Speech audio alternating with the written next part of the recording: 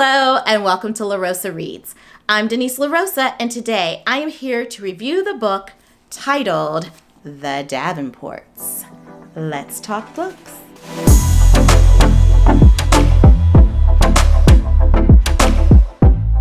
I am really excited to do this review because I feel like this book has been popping up everywhere and I think that it's worth the time to reflect upon the reading experience that I had with the Davenports and get feedback from all of you. If you've read it, let me know. If you haven't, let me know why not. If you plan on reading it, let me know if this review makes you excited or not.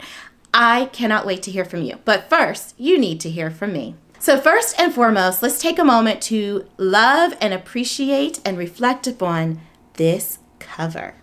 Whenever I saw the Davenports on Goodreads and Instagram and YouTube, it had like a matte finish, and then whenever I purchased it, I noticed this wonderful metallic finish to the book and just fell in love all over again. I don't know what it is about the color yellow, but lately it's been kind of my vibe, and I've never really liked yellow before, so here we are. So where do I begin? The year is 1910. We have young romance, we have family drama, we have love triangles, we have just a good time with this book. Olivia, John, and Helen are heirs to a carriage company that was started by their father, who is a formerly enslaved man. The Davenport Carriage Company has been thriving in Chicago, and these siblings have just been thriving with it, living their best lives among Black wealth, among the socially elite, and they've been kind of sheltered. In fact, their father and their mother have done everything in their power to shield their children from the harsh realities known to Black people at that time and even in the generation prior. So the young Davenport siblings have been living their best lives, but unbeknownst to them, there's more to life than the way they're living it, right? So they have these social outings, they make these appearances, they do these dances, but you get the sense from John, Helen, and Olivia that they're lacking some zeal, some zest, some excitement, and just quite frankly, some passion in their lives. They're just kind of living the mundane day-to-day wealthy life. And I'm not saying we should feel sorry for them, but they definitely are in need of a boost and in need of excitement. So that's when these three turn to love in the most unconventional ways, in the most surprising places, with the most surprising people. And it just really causes a lot of drama in their lives that they were missing. And it also serves, these relationships also serve as mirrors for them to examine themselves and what they want out of life, each of these siblings. What do they want their life to be? What do they want to do? How do they want to make meaning of the opportunities they've been given? So perhaps the biggest and most pleasant surprise for me with this book is how deeply I fell in love with the side characters. For example, Amy Rose is the Davenports' maid. Her mother was their maid for many, many years since Amy Rose was a young child, and she essentially grew up as friends with the Davenport siblings, yet also knowing her place. And so when her mother ends up dying, the Davenports keep Amy Rose there. She continues on in her mother's footsteps by serving as the maid to the Davenports. She also is like this fashion / hairstylist for the Davenport sisters, Helen and Olivia, and is getting quite a bit of attention for how she is helping the Davenport sisters look so dazzling and amazing. She has dreams of becoming a hairstylist and having her own hair salon too. And she was probably my favorite side character, and I don't even want to call her a side character. She really plays a significant role in this story. Then there's Ruby. Ruby is Olivia's best friend. They've been besties forever, living among the Black social elite and living in Black wealth. And Ruby's father has decided to embark upon this mayoral campaign in Chicago to become the first Black mayor of Chicago. And it's causing them as a family to make a lot of financial sacrifices. And so Ruby's had to kind of like dampen down, take a step back from like her typical extravagant lifestyle.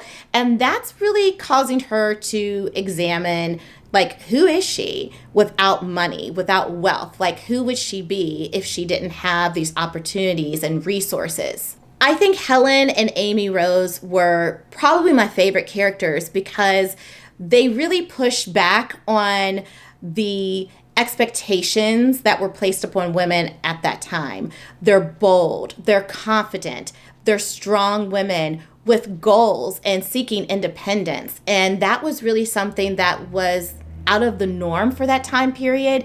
It was all about you as a woman finding a man for you to marry and to help you move along in society and carry on this lifestyle, and you're really dependent upon the man. So I just love that they offered that perspective in the time period of 1910. So I feel like the author, Crystal Marquis, does a great job of fleshing out each of these characters so thoroughly, having you really get to know them, that leads you to wanting to see their story through, see what happens next in their lives. I think she did a wonderful job of that and definitely sets this book up well to become a series because it ends without a clear ending.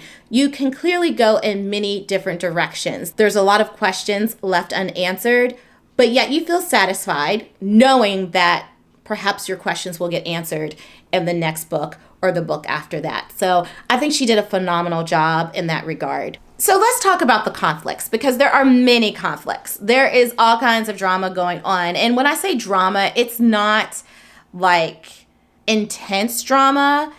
It's very youth-like drama because we're talking about teenagers and people in their early 20s, young adults. It's going to be your typical universal youth-like drama and issues, especially when it comes to love and romance.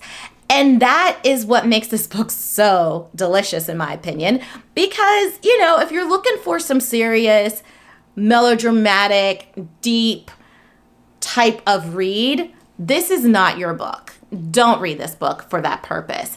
But if you're looking for that youth-like, fun kind of drama that's fun when you're on the outside looking in, not when you're on the inside looking out, then this is a book that will definitely pique your interest and satisfy that need.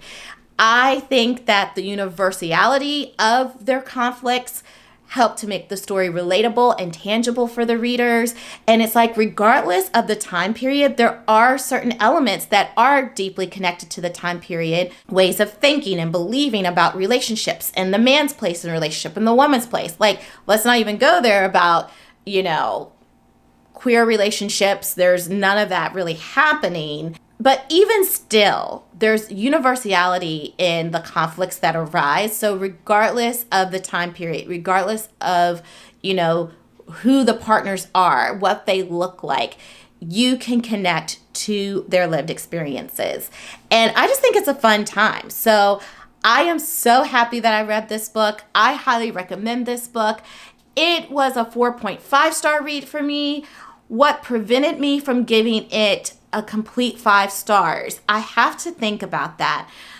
I believe what prevented me from giving it 5 stars is it did drag on quite a bit. I feel like if you look at the length of this book, it is a young adult novel, so it reads fast. However, it's pretty thick still. And I feel like we could have gotten to the end with, maybe 250 pages, 310. It just I stopped here at 277. It did drag on. Some things could have been resolved much quicker. But I love how the author dedicated each chapter to one of the characters. So there was it went back and forth between all of those characters. So one chapter was titled Olivia, then Ruby, then John, then Helen, then Amy Rose, and it'd go back to Olivia. So I like how the book moved in that way. So yeah, I think if it had been a little more succinct, I would have given it 5 stars. But other than that, it was a good time. Like, upon retrospect, I would give it a 4.75, actually. And who knows? It might become a 5-star the more I sit with it. So, that is my review of The Davenports. I would love to know, what is a book you've read lately and what did you think about it? Let me know by hopping over to the comments below. And also check out some of my previous reviews.